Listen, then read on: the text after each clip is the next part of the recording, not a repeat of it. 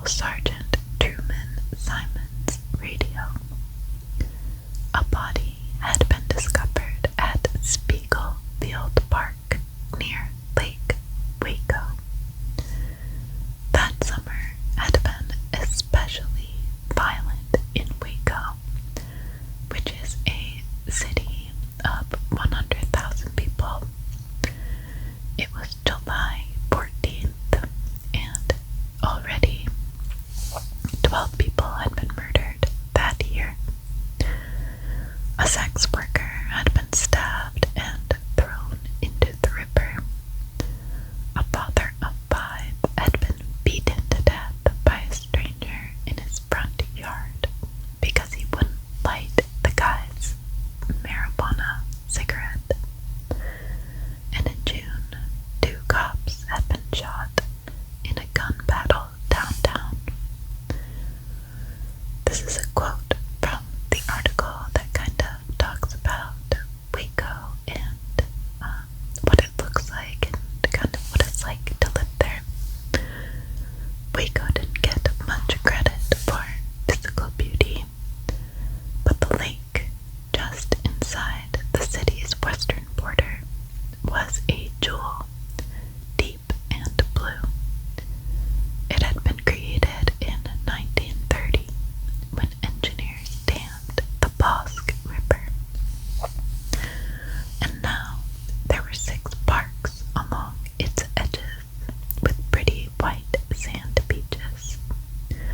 Spiegelville was the largest, a pleasant wooded wilderness that made for good camping, hiking, and fishing. At the park entrance, Simons met a couple of other policemen and some sheriff's deputies.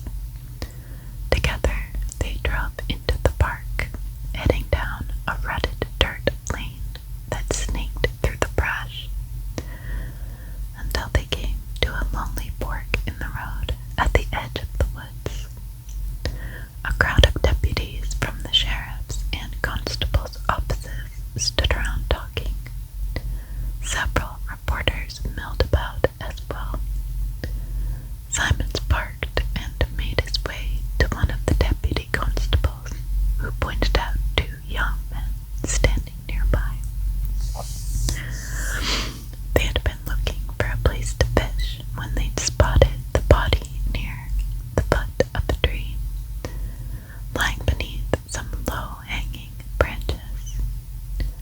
Thinking that it was a prank, maybe a mannequin, or that maybe they'd come across a sleeping drunk, they'd stopped to investigate, but their curiosity quickly turned to horror.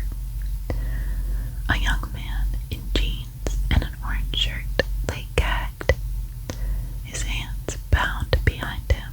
His shirt was stained with blood, and his chest was full of stab wounds. Sergeant Simons crawled under the tree, and he could see that the victim was a young man, a teenager. He had on a pair of aviator glasses, and another officer showed Simons a picture of Kenneth Franks, who had been reported missing earlier in the day. Kenneth had last been seen with 2 teenage girls, a blonde 17-year-old named Raylene Rice, and a brunette 17-year-old named Jill Montgomery. Both of these girls were also missing. This is quoted. Simons felt uneasy. Nobody seemed to be in charge of the crime scene yet, so he took command, instructing the deputies and cops to fan out and search the area.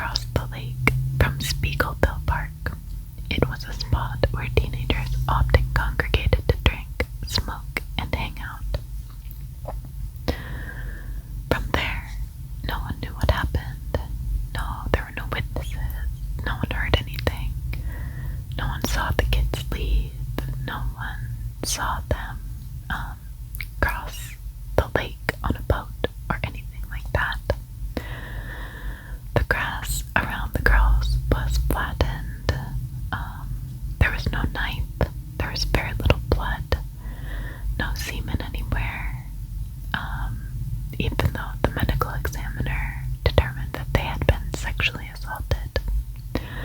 They later find that there was semen through swabs.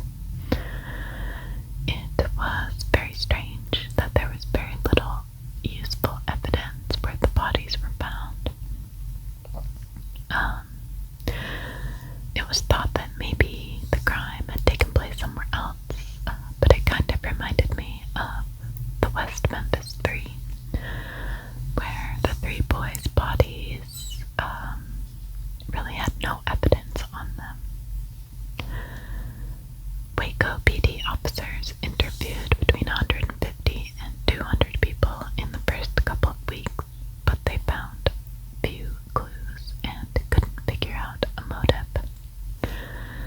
So Simons, the officer we were talking about before, was not assigned to the case, but he felt especially attached to it and to solving it. He spent hours at the lake during his free time, searching the woods and the shore. It wasn't out of character for him to dedicate off-duty time to cases that he was investigating. A quote from the article: "The police had developed a few suspects, including Tab Harper, a local tough guy with a long record of assaults. They had also recovered a few hairs from the bodies of the teenagers, but the hairs did not implicate anyone in particular, and 8 weeks into the case, there was simply not enough evidence to make any arrests. Though the Waco PD would continue to respond to new leads, the investigation, Salinas had written in the report, was now officially inactive. Simons advocated to take over the case, and he claimed that he could solve the case in 1 week, which should have been a red flag to everyone involved. In the police files, they found a tip from Lisa Cater, a 17-year-old who had lived at the same school as Kenneth and Jill. During an interview, she had fingered a man named Munir Deeb. She said that he did not like Kenneth at all, and when Deeb had heard about Kenneth's death, he said he was happy about it. To me, it doesn't seem like a murderer would say that he was happy about his murder victim being dead. But that's neither here nor there. Deeb was a 23-year-old Jordanian immigrant who ran the Rainbow Drive-In, which was a convenience store across the street from the school that the kids went to. The animosity between Kenneth and Deeb had started over a girl named Gail Kelly. She was 16 years old. She worked at the convenience store, and Deeb had a crush on her.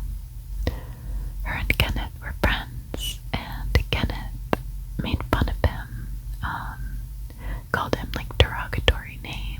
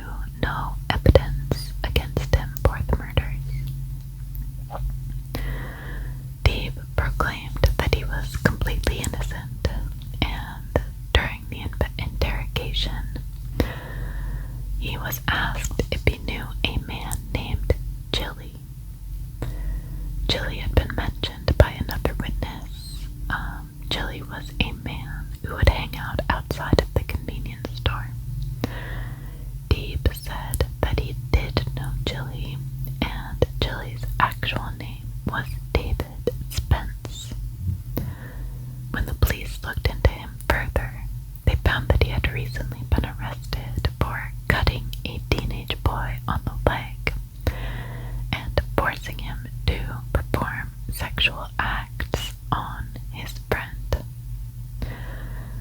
Simons was sure that he was onto something. He had formulated a motive as well. He said that Kelly had actually been the target of the killers, but in a case of mistaken identity, they had attacked Jill, and Raylene and Kenneth had been caught in the wrong place at the wrong time. When Simons learned that 2 weeks before the murders, Dave had taken out an accident insurance policy on Kelly that paid $20,000 in the event of her death, and listed himself as Kelly's common law husband, which is kind of weird. He felt his instincts were confirmed. Now there was a financial motive as well. Dave's family hired a lawyer and urged police to give him a polygraph test. He passed the test.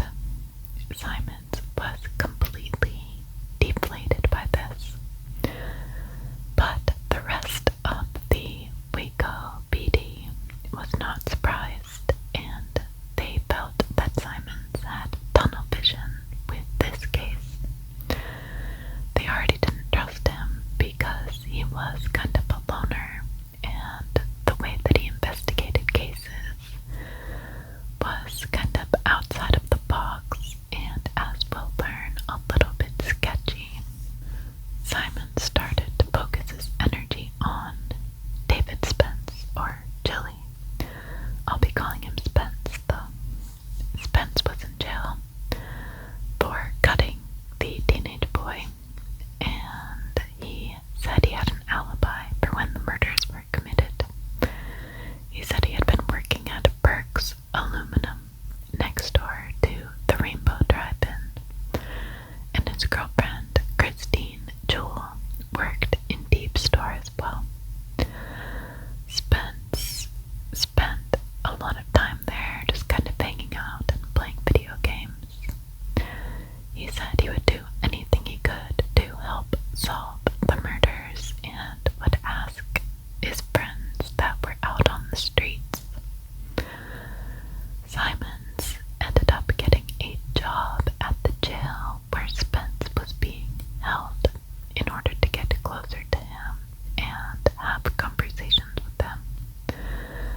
They started to have regular conversations, and Spence started to confide in him. Spence's lawyer instructed him not to speak to Simons, but he was lonely, and he really liked to talk, and he needed the company, and Simons took advantage of that. Quoted from the article, in early January, the deputy's patients paid off. An inmate named Kevin Miguel told him that Spence had bragged about killing the teenagers. Miguel gave Simons some corroborating details, such as how Kenneth had been bound with shoelaces, and how Raylene had a bra tied around her leg.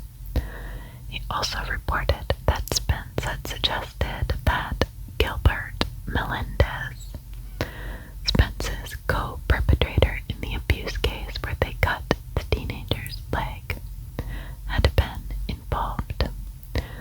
Spence knew Melendez through his younger brother, Tony, with whom Spence had gone to school.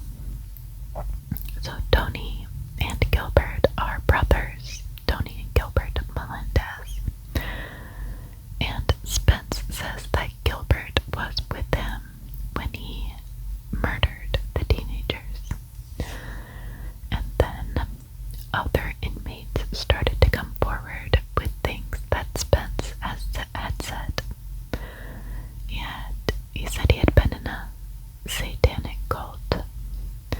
He said that he had been paid to kill the teens, but he had killed the wrong ones. He said that a foreigner named Lucky, referring to Deeb, had paid him to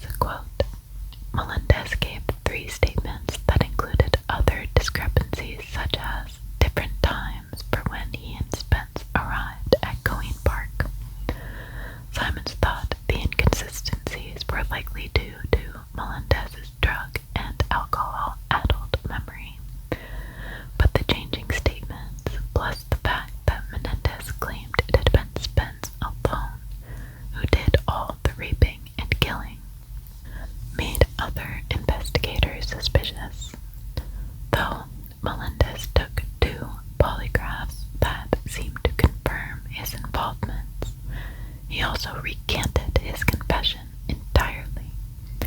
He ended up being sent to prison. In April 1983, an assistant DA who was a big believer in forensic odontology, which is the study of bite marks, became involved in the case. I don't know if I'm remembering correctly, but I think odontology was used in the West Memphis 3 case as well. But later they found out that the bite marks on the boys were actually caused by snapping turtles.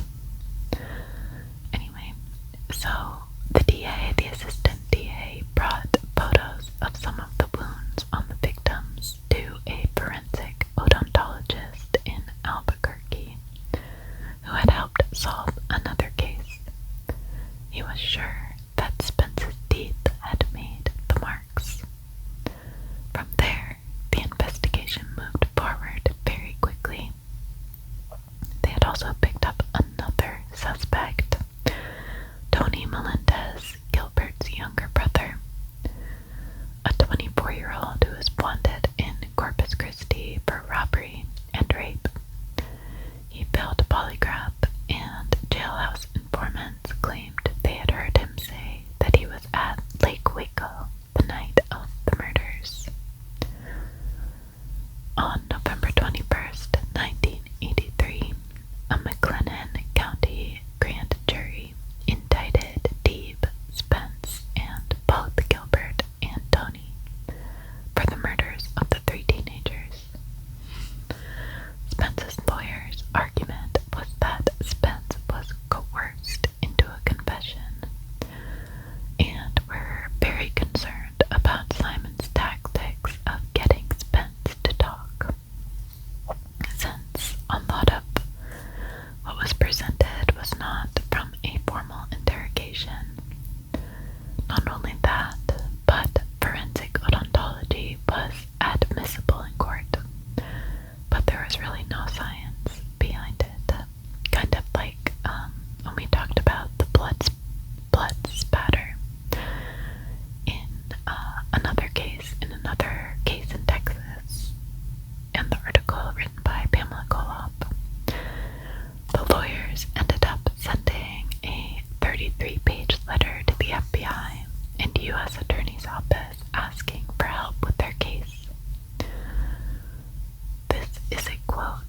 The lawyers' pleas were ignored, and then 6 days before Spence's trial, they were dealt an even bigger blow. In an unexpected about-face, Tony pleaded guilty in exchange for a life sentence. It was yet another coup for Simons, who had visited Tony in jail, until the inmate finally broke down. In a written confession, he stated he had participated with Spence and Gilbert in raping and killing the teenagers. The state's case was based on the theory that Deeb had hired Spence and the Melendez brothers to kill Kelly for insurance money, but that Spence and the brothers had mistakenly killed Jill because she looked so much like Kelly, which actually was not really true. But they had killed Kenneth and Raylene to prevent them from talking. The prosecutor called 39 witnesses, 7 of them being jailhouse informants. The state's case was entirely circumstantial. My autocorrect corrected circumstantial to circumcision. The state's case was entirely circumstantial until the bite mark expert took the stand, claiming that the bite marks could only have been made by Spence. But the photographs of the wounds that were supposedly Spence's very specific teeth were so distorted and of terrible quality that there was really no way that they could tell that they were Spence's teeth, and that is what an expert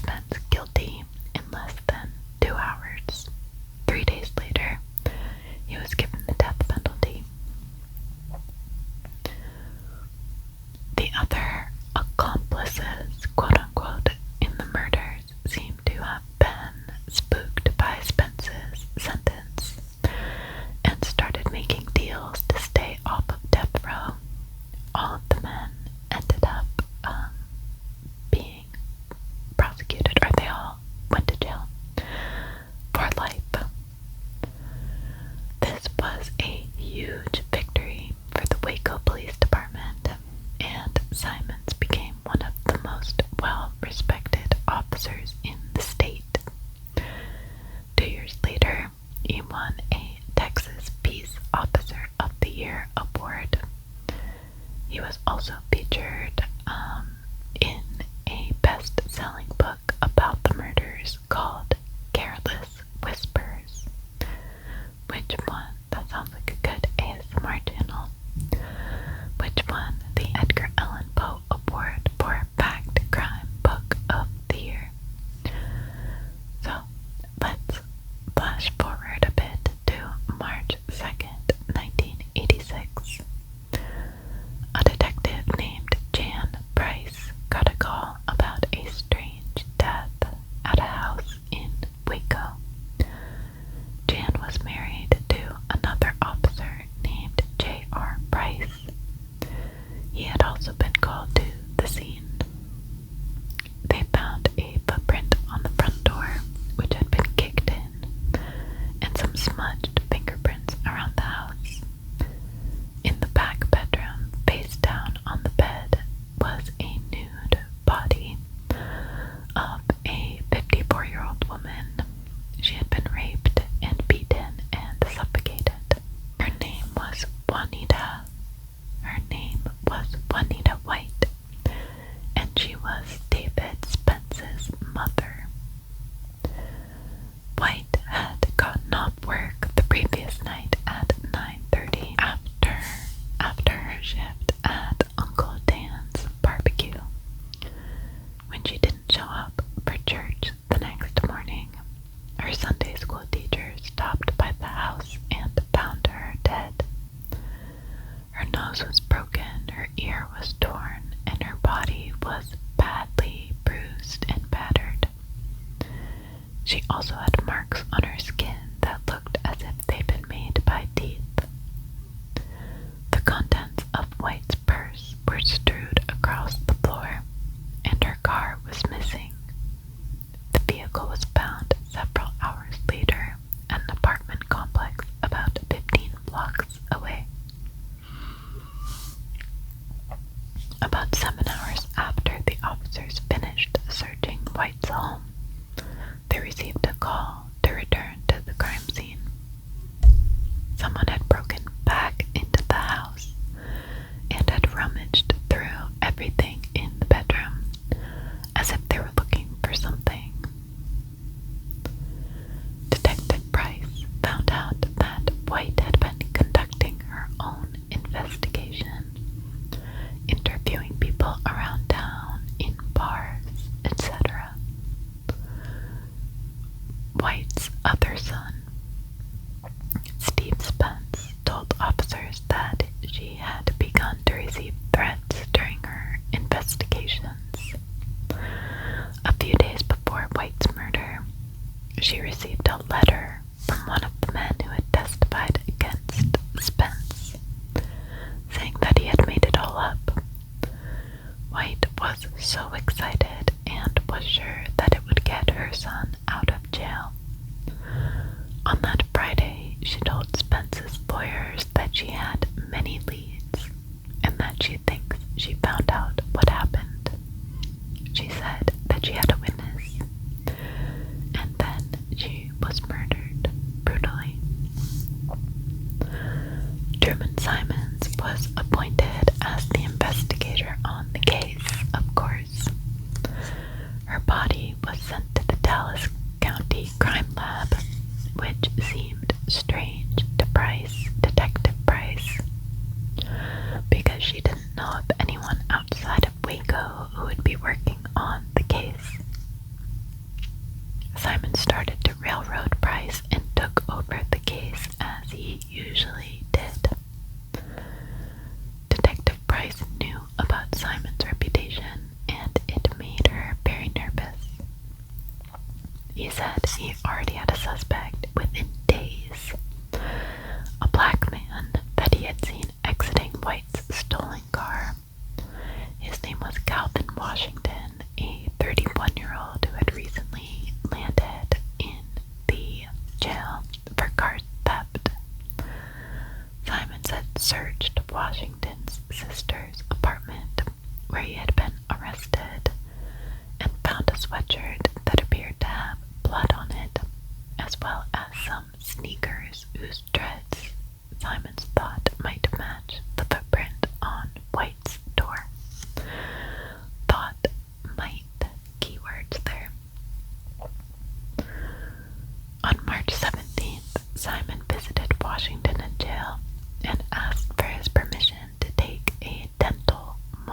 here we are again with a forensic odontology.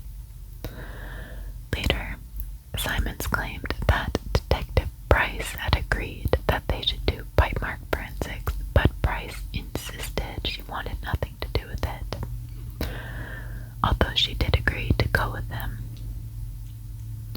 Jim Hale, a forensic odontologist, informed them that Washington's mold matched the wounds on White's body.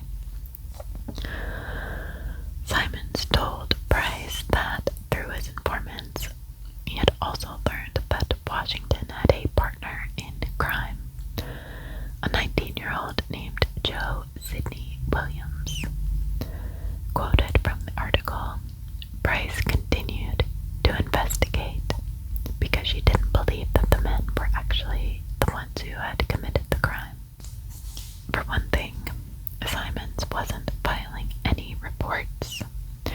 He didn't want to tell you anything beyond, "This is what I've got," Price told the reporter. Simons later testified that he didn't file reports because the Waco PD and the sheriff's office had different reporting systems and it would mess up the statistics. He also did not communicate any leads with Price. As Price looked into Simon's tactics, she found that many of the informants he had were getting deals with the DA for their testimonies. Surprise, surprise. She also found that the evidence Simon had gathered at Calvin Washington's sister's apartment was shoddy at best. There was barely a drop of blood on the sweatshirt, and the sneakers didn't even match the shoe print from the front door. Price started to work more on her own. She started to look into another suspect. On May 1st, a woman who lived very close to White was violently attacked in her home. She was beaten with a hammer. She was raped and left for dead. Just like in White's case, the assailant had kicked in the door and stolen her purse. The woman survived and identified her attacker, a young man named Benny Carroll, who had been dating her granddaughter. 8 days after the assault, Carroll was arrested for the rape and he pled guilty. She tried to share this information with Simons, but he was too far down his rabbit hole, busy with tunnel vision and looking into Washington and his accomplice, quote-unquote, Williams. He was having Williams' teeth molds sent to another bite mark expert, but this time the expert was a different expert. That's what I just said, sorry. He had a different outcome. He believed that it was Williams' teeth, not Washington's teeth. So, I would assume that meant that the bite mark experts were wrong and it could have been anyone's teeth. At this point, Price had distanced herself from Simons and the DA, and she refused to close the White case, convinced that Williams and Washington were innocent. She spent her spare time interviewing their lawyers and other sources. Williams was eventually found guilty and was sentenced to life. At this point, Price stepped up her informal kind of underground investigation and found that many of Simon's jailhouse informants were given special treatment or were notorious liars. In November, the police chief made Price's investigation official and took them off other cases to actually investigate the DA and Simon's handling of the White case.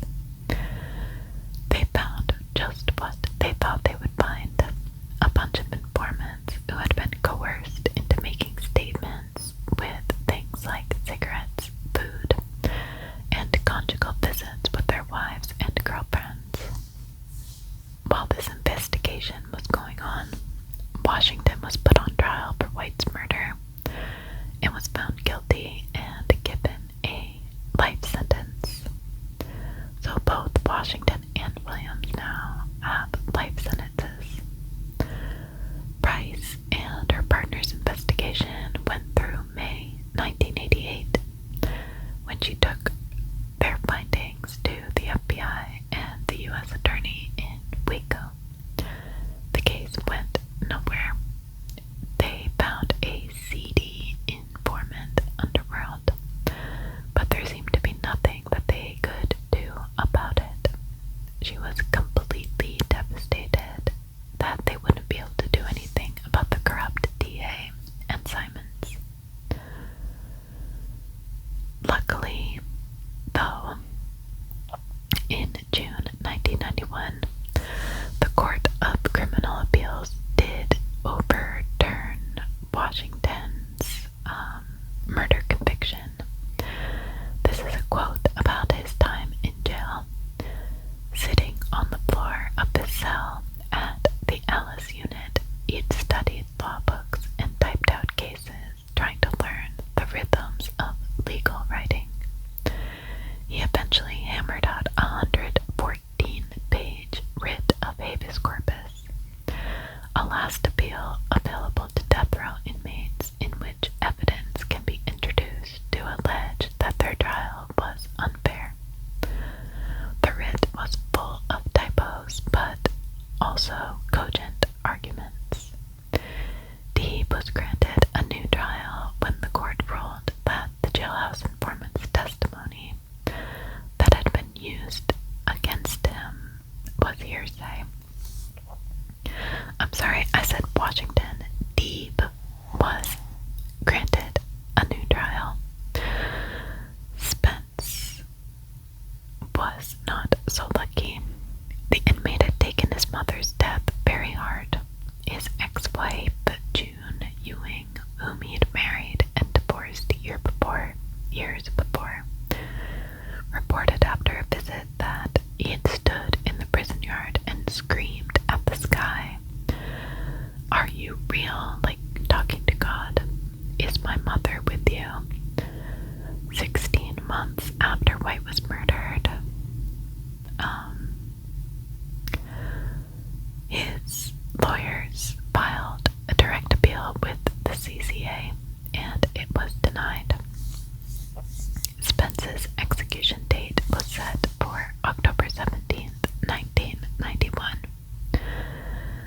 And in 1991, Texas was leading the country in executions. Texas, unlike many states, had no law requiring that a death row inmate be granted legal representation for his writ of habeas corpus. So if you're poor and you're on death row in Texas at the time, I'm not sure if that's still the case, you didn't have a right to an attorney to help you file habeas corpus. In fact, it was standard practice for judges to set death dates before inmates even filed these appeals. In 1988, a federally funded nonprofit known as the Texas Resource Center opened its doors in Austin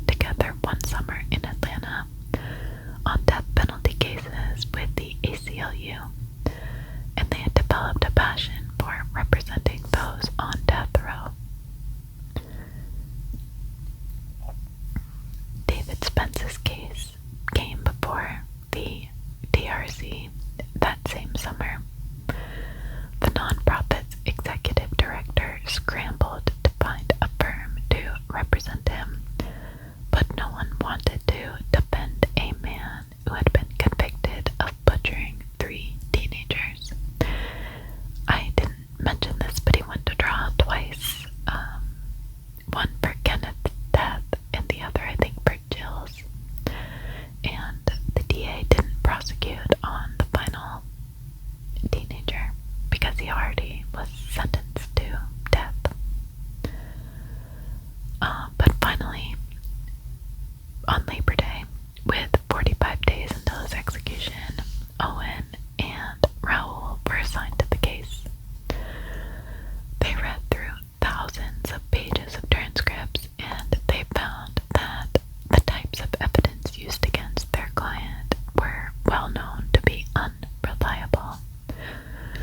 There was also evidence that never saw the light of day, that a man named Tab Harper was seen at the park the night of the murders, and that he had been bragging about killing 3 people. Other reports contained statements from people who claimed that the victims were heavy drug users. One witness said a friend of a friend had gone to the park that night to collect $3,000 from Kenneth, which was a drug debt. Then, this is a quote from the article, then there was the report detailing a bizarre polygraph test taken by Kenneth's father, Richard Franks. Franks had originally told a newspaper reporter that when his son didn't return home, he became anxious that Kenneth might be in trouble. So he went out looking for him at 4:30 in the morning. But later, he told the police that he was out driving around the parks at about 8 in the evening,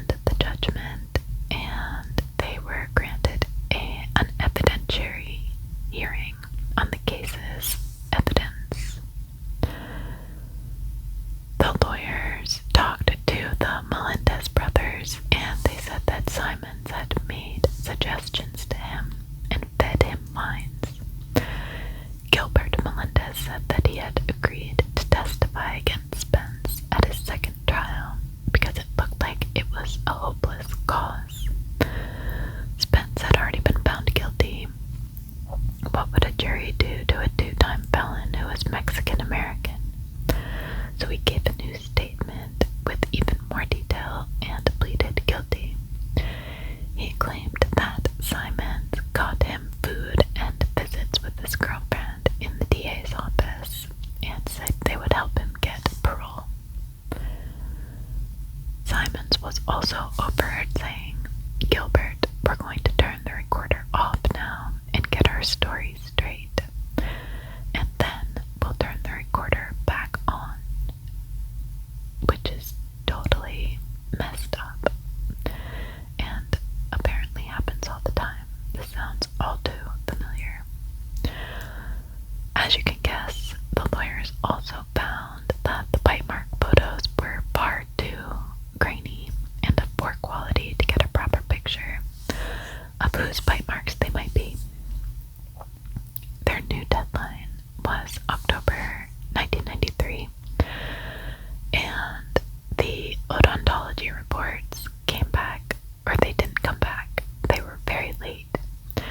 So they filed everything else and waited. They got their answer in a short ruling consisting of only 3 paragraphs. Judge Black rejected their appeals and didn't address any of the work or evidence that they had presented. They appealed to the Fifth Circuit Court of Appeals in December 1994, but in September 1995, the nonprofit they worked for, the DRC, lost its funding from Congress. Raoul continued to represent Spence, and 8 months after the Fifth Circuit's ruling, Raoul got a call from a man named John McLemore, who was an investigator who worked for a man named Brian Pardo, who was like a very rich man who lived in Waco.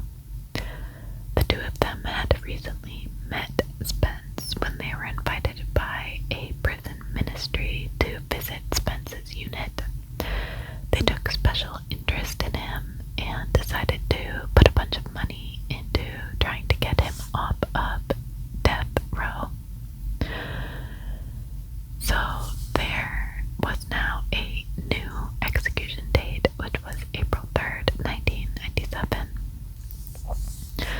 Pardo hired a blood spatter expert who concluded from crime scene photos that the teenagers could not have been transported from one park to another. The blood, which had flowed from each body in predictable lines, had not smeared or intermingled, seemed to indicate that they had died where they were found, in Spiegelville. If this was true, then the confessions of the Melendez brothers were decidedly false. But we know that blood spatter is not always reliable. On the morning of April 3rd, when Spence was supposed to be executed, he met with his loved ones, including his son and his brother, and he signed the paperwork for a disposition of his personal property and recited the 23rd Psalm, saying that it gave him peace. June asked him, I think June is his ex-wife, asked him to spend 10 minutes alone with each of them. "Give us all something," she said. Raoul spoke with him too. There was some hope, he told Spence. There were still petitions pending.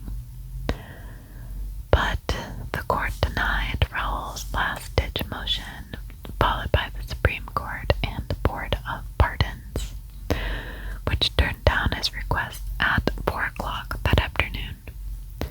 At a 6:15, Governor Bush also denied reprieve. Spence was strapped into the gurney in the execution chamber, and IVs were placed in each arm.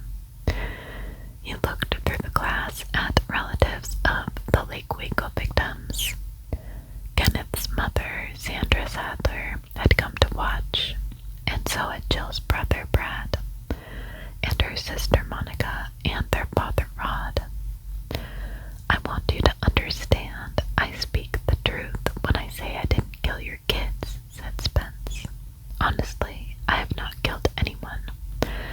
I wish you could get the rage from your hearts and you could see the truth and get rid of the hatred.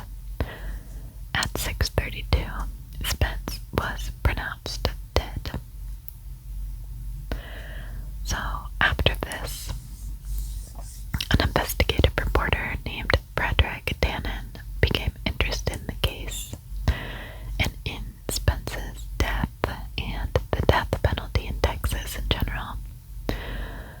From the start, he had been working on a theory based in part on Browell's notes that the murders had taken place after a drug deal gone bad. Tannen showed the crime scene photos to a homicide detective that he knew in New York. Tannen was writing a book. He planned to write a book about the case. The homicide detective said that there was no way that this was a murder for hire. Those kids were stabbed 48 times. This was a homicidal frenzy. There was one person in particular who Tannen figured might offer insight on the matter. Kenneth's father, Richard Franks, whose accounts of that night had troubled a few police officers. Tannen also interviewed Jan Thompson, the aunt of Jill, one of the victims.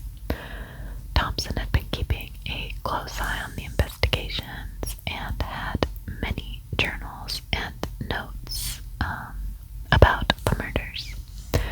She said that Franks had mentioned to her a phone call that he had received the night of the murders that made him think something was wrong at the lake. Thompson went on to say that in April 1983, she had received a letter from a young woman who wrote to say that she and her boyfriend had been at the park. She saw Kenneth in the front seat of a maroon Lincoln Continental with a man named Robert Bruh, a local reverend who was a known sexual offender of teenage boys. She thought that maybe someone had seen Kenneth with Bruh and had called Kenneth's dad about it. She thought maybe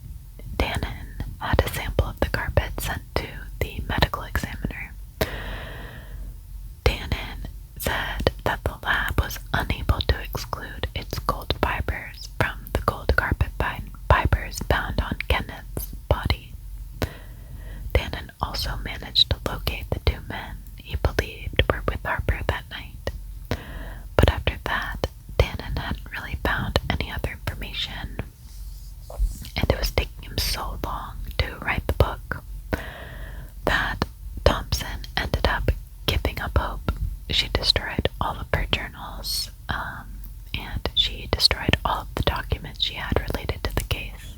Tannen had exhausted all of his savings paying for the DNA testing and barely found anything. Because Melendez pleaded guilty, trying to prove his innocence was much more difficult. Simons ended up becoming a private investigator in Waco and maintains the fact that he had plenty of evidence to convict the men he put in jail and ultimately killed. Jan Price, Detective Price, retired from active duty and now works part-time in the Waco PD's personnel department. The men that she fought to free, Calvin Washington and Joe Sidney Williams, are back in prison for unrelated crimes, one for theft and one for cocaine. But she holds hope that Tony, Gilbert, and Spence will get some vindication. Tony Melendez died Friday, January 13th, 2017, at the age of 57 at a prison hospice at the Michael Unit in Tennessee Colony, not far from Palestine. Melendez had been suffering from multiple maladies, including bone cancer and kidney failure. He had also recently undergone gallbladder surgery. Gilbert died in prison of complications from HIV in 1998, and Deeb, who won acquittal in 1993, died of liver cancer in 1999. So none of these men found justice. I personally believe that they were all innocent. Maybe they were criminals. Maybe they hung around with bad people. Maybe they did some bad things, but I don't think that they killed those teenagers. Also, I am very curious to know who killed Juanita White, because it seems like when she got a